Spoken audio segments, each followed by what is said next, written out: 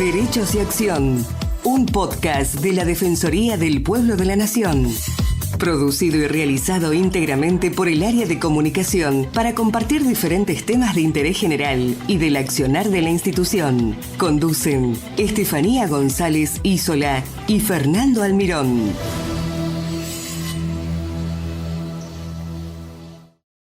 Desde 1990, Rosy Orozco se ha dedicado a la promoción y defensa de los derechos humanos a través de varias asociaciones, enfocadas particularmente en la prevención y tratamiento del combate a la trata de personas del delito, el desarrollo social y el fortalecimiento de las familias. En 1995 fundó la asociación civil Casa sobre la Roca. En el año 2005, invitada a Washington, D.C. por el Concerned Women for American, tuvo su primer acercamiento al tema de trata de personas, donde se comprometió y aceptó el reto de luchar por erradicar la esclavitud. Rosy Orozco trabaja incansablemente para recuperar y reintegrar a la sociedad con éxito a víctimas de trata de personas que han sufrido diferentes formas de explotación, sexual, laboral, trabajo forzado, mendicidad, matrimonios forzosos, entre otros. La lucha y el principal propósito de Rosy es liberar a aquellos que han sido abusados. Hoy tenemos con nosotros en la entrevista a Rosy Orozco. ¿Cómo está, Rosy? Muchas gracias por estar desde Estados Unidos, Washington, y un placer que esté en nuestro espacio. Fernando, Steffi, qué gusto trabajar y pues realmente conocer a personas como ustedes. Es para mí además una gran bendición que ustedes son amigos de Alicia Perezutti, una mujer que admiro desde hace años, una gran amiga y una gran defensora de derechos humanos como ustedes. Un honor estar aquí. Perfecto, Rosy. Para comenzar y para que nuestros oyentes sepan, ¿qué se considera trata y explotación de personas? Bueno, en México tenemos una ley desde el 2012, una ley que aún respetando el protocolo de Palermo, que nos indica lo que es la trata de personas. En México, la Ley General para prevenir y sancionar los delitos en materia de trata de personas, logramos que pudiéramos tener no solamente la definición, como muchas veces sucede, que nada más la copian y la pegan, sino tener 11 tipos de delitos en México que nos permite, gracias a todos mis compañeros que votaron esta ley nos permite castigar estos delitos, como son la misma esclavitud que no estaba contemplada, las adopciones falsas, nos permite castigar, por supuesto, la explotación de la prostitución ajena, la condición de siervo, la explotación laboral, en México se castiga, el trabajo o servicios forzados, la utilización de personas menores de 18 años, matrimonio forzoso o servil, el tráfico de órganos y bueno, también hasta la experimentación de personas para fines médicos, pero que estamos viendo a una persona como esclava en estos temas. La definición de nuestra ley, que respeta el protocolo de Palermo, pero toma en cuenta, como dice el artículo 5 del protocolo de Palermo, que debemos de tomar en cuenta los estados, sus necesidades, porque son diferentes. En Estados Unidos, por ejemplo, los ministerios públicos tienen muchos recursos y generalmente no revictimizan a quienes son víctimas. Pero en México, 7,000 ministerios públicos antes de esta ley se volteaban a buscar los medios comisivos, a ver, tontita, cómo te engañaron. Entonces, nuestra ley de México en el artículo 10 dice toda acción o omisión dolosa de una o varias personas para captar, enganchar, transportar, transferir, retener, entregar, recibir o alojar a una o varias personas con fines de explotación. Y entonces vienen las sanciones que pueden ir de 2 años hasta 40 años. Esto es en México y también sé que ustedes en Argentina también están muy avanzados, también protegen mucho a las víctimas y sé que Alejandra Magnano y toda la gente de Protec es increíble y les tenemos mucho cariño. Claro, sí, seguramente. Sí, Argentina también trabajó en eso y es muy importante esto, ¿no? ¿Qué hacer con la persona una vez que sale de esa trata, ¿no? ¿Cómo hacer para que siga su vida? Eso es fundamental. ¿Qué le impulsó a usted a trabajar en la prevención y erradicación de la trata de personas? ¿Fue un caso en particular, alguien que le tocó de cerca? ¿Usted ya lo veía y decidió empezar a trabajar en esto? ¿Cómo fue que empezó?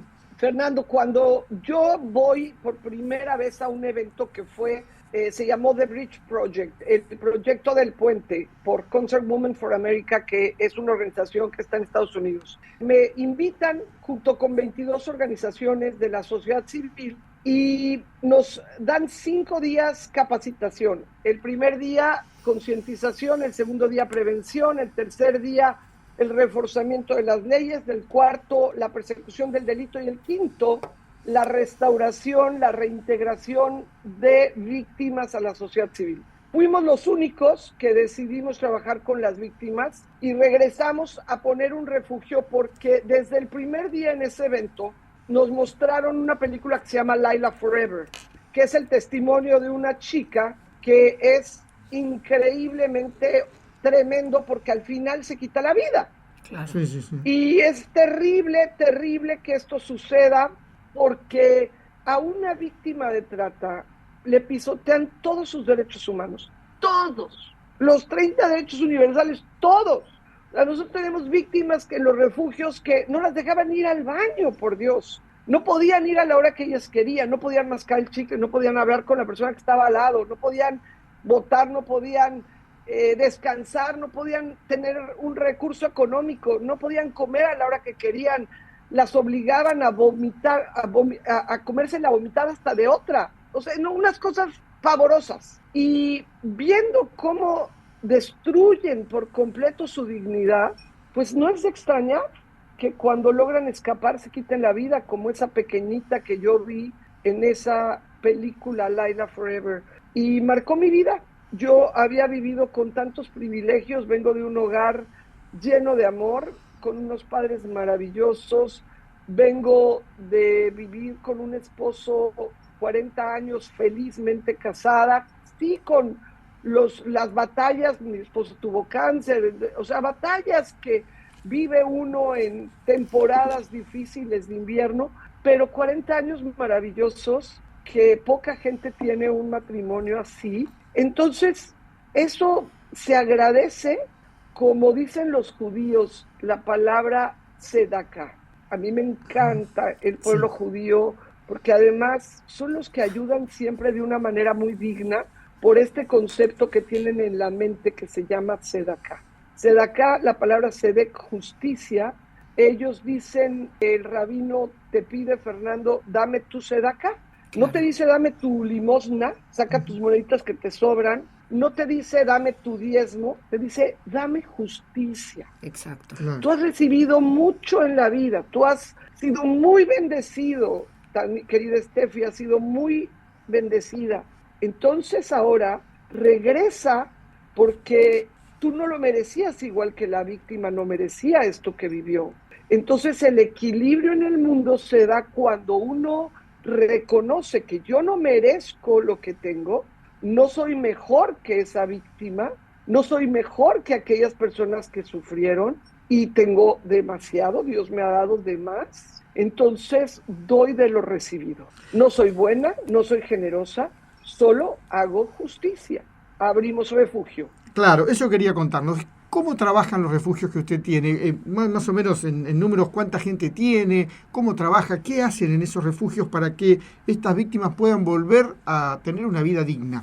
Bueno, primero que nada, hacemos el trabajo que le correspondería al Estado, nada más, sí, sin el recurso del Estado. Entonces, un poquito complicado. Además, contra el crimen organizado, poniendo el cuerpo entre la víctima y los maleantes, los tratantes, los sicarios, los del cártel. Y pues es un poquito complicado. Pero, ¿qué hacemos? Desde el primer refugio, que fue Fundación Camino a Casa, llevamos más de 230 y tantas jovencitas, niñas, desde 6 años, la más chiquita que ha llegado, Isabelita, llegó a los 6 años, hoy ya estudia en la universidad. Es una niña que desgraciadamente su papá mató a su mamá y su papá fue el que la prostituyó. Ella es activista, ella cuenta la historia, es muy buena además. Y el otro día que platicaba con ella, porque reprobó una materia, estaba en crisis en la universidad y ella estaba en una crisis tremenda y yo le decía, bueno, a ver, mi amor, lo importante es aprender, no es sacar 10, pero además, ¿qué es lo que quieres hacer en la vida? No, yo quiero dar pláticas. No, bueno, pues es buenísima para dar pláticas. Entonces digo, no te preocupes, por favor. Ella es un gran ejemplo de reintegración difícil, todavía le afecta, todavía hay secuelas. No podemos pensar que no, porque de los 4 años a los 6, pues fue muy grave que de los 4 a los 6 años vivió siendo abusada, siendo explotada, siendo prostituida por el propio padre, pero lo que hacemos, bueno, tenemos un equipo psicológico, un equipo legal, trabajadora social, el equipo de educación y buscamos que en todo esto ellas vayan teniendo habilidades para cuando salen del refugio poder lograr una relación exitosa. Tenemos un programa de medio camino, de mentoría. Acabamos de arrancar desde aquí, desde Washington, con la primera que es Areli. Areli vive en Estados Unidos ya, ella estuvo en Fundación Camino a Casa. Y lo que es interesante es que en esta cumbre que acabamos de tener, tuvimos la cumbre internacional contra la trata que hacemos cada año alrededor del Día Mundial contra la Trata de Personas. Hicimos esta cumbre de izquierda, de derecha, de Estados Unidos, de México, alcaldes, diputados, congresistas, senadores, unidos. Mira Sorbino, la actriz de Sonido de Libertad. Sí, la hija de Paul Sorbino. Ella es de izquierda, ¿no? Sí. Henry Cuellar es de izquierda, nosotros de derecha. Maravilloso unir estas fuerzas. Fue demasiado bueno para ser verdad. Yo estoy tan agradecida a toda la gente que lo hizo posible, porque es el ejemplo de que sí se puede avanzar cuando nos ponemos de acuerdo, cuando nos organizamos mejor que el crimen, y lo tenemos que lograr todos. Tenemos que ser humildes, escucharnos, unirnos, darnos la mano para proteger a niños y niñas, porque al final son ellos los que están sufriendo. Maravillosa película. Imagínate que terminamos la cumbre en la película. Yo les advertí en la comida a las que vinieron, que son sobrevivientes, vinieron 5 sobrevivientes. Oigan, está demasiado fuerte, y sobre todo para ti, Areli, porque Areli le pasó lo mismo que a Rocío y a Miguel. Son 2 niños, Rocío y Miguel, en la película. Exactamente igual la secuestró el tratante. Exactamente así. Engañó a su familia y se la llevó para prostituirla a los 14 años. Nada más que la película que hace Eduardo Verástegui y Alejandro Monteverde muy bien da esperanza, muy bien, no cuenta lo peor de lo peor, ni sale ninguna escena que no pueda soportar, pero la realidad no es esa. Es mucho más duro. Lo que Areli vivió fue, al final la niñita está cantando como al principio. Es más, cuando lo rescatan todos los niños cantan, sí, cómo no. O sea, por supuesto que no. Los niños lloran, los niños están traumatizados. Isabelita se hacía pipí todo el tiempo, lloraba y no hablaba, no verbalizaba, además de que hablaba quechua. Entonces no le entendíamos nada. Pero cuando termina la película que está cantando, están todas las víctimas abrazadas en medio del cine, llore, porque Areli en la película puede ver que Miguelito y Rocío abrazan a su papá. Cuando ella escapó, Noé Quetzal Méndez Guzmán, el tratante de Areli, le dijo: si tú no regresas, yo mato a tu familia. Y ella no regresó, por supuesto, y él mató a su papá. Entonces, cuando termina la película, que te da esperanza, que pues sí, ahí apenas empieza para todas esas víctimas rescatadas un suplicio, que es el poder recuperar su dignidad, el poder perdonar y vivir con el dolor que tiene Areli de que su padre fue asesinado porque ella no regresó a las manos de Noé Quetzal. Noé Quetzal, en la cárcel conocimos a 5 víctimas, le decían el oso Méndez, y es un oso panda. Yo le tenía pavor. Yo empecé a ir a las cárceles a tratar de convencer a los tratantes. De 17 convencí a 4, que hoy 1 es empresario y 3 son activistas, pero Noé Quetzal no lo pude convencer, es un monstruo, de hecho me avisaron que me quería picar, que quería hacerme daño, dejé de ir a ver. Bueno, una de las preguntas que le íbamos a hacer, Rosy, era si ha sentido temor por su vida. Con todos estos trabajos que usted hace, ¿no? Sí, obvio. Estoy acá en Washington porque hoy el país no nos protege. Claro. La Comisión Nacional de Derechos Humanos se convirtió en una fiscalía persecutora en lugar de protegernos. Cuando denuncié algo en la Comisión Nacional de Derechos Humanos de un caso muy grave, muy fuerte, de un personaje demasiado fuerte, ahí empezó a desatarse una especie de situación difícil. Mira, yo no soy víctima de nada, te lo digo claramente. Yo sé que cuando me avientan limones hago limonada, entonces desde acá estoy haciendo más que desde allá y no soy víctima de ninguna circunstancia igual que ustedes. Solo son estrategias para convertir la lucha ahora en algo internacional. Pero bueno, no hay condiciones para estar en México, definitivamente no las hay. Qué pena. ¿Cómo evalúa la situación de la lucha contra la trata en Latinoamérica? Bueno, en Latinoamérica tenemos países que están como ustedes. Ustedes son un ejemplo, una referencia. Y tenemos países que no están haciendo nada. Tenemos países que están haciendo todo lo que se tiene que hacer, como El Salvador.